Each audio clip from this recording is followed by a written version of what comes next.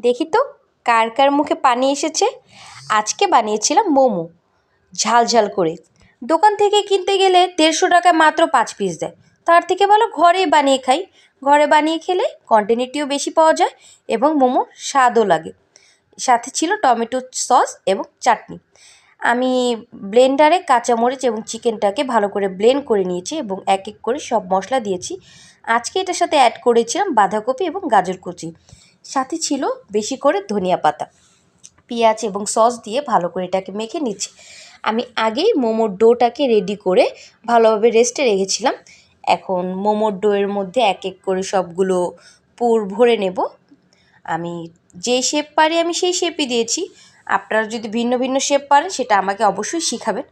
আমি এই শেপটা ভালো পারি তাই এই শেপেই দিয়েছি। এখন আমি স্টিমে মোমোগুলোকে বসিয়ে দিয়েছি এবং দেখেন কি সুন্দর একটা গরম ধোঁয়া উঠছে। এরকম মোমো খেতে কার না ভালো লাগে, গরম গরম ঝাল ঝাল মোমো। আর সাথে যদি এরকম চাটনি থাকে তাহলে তো কথাই নেই।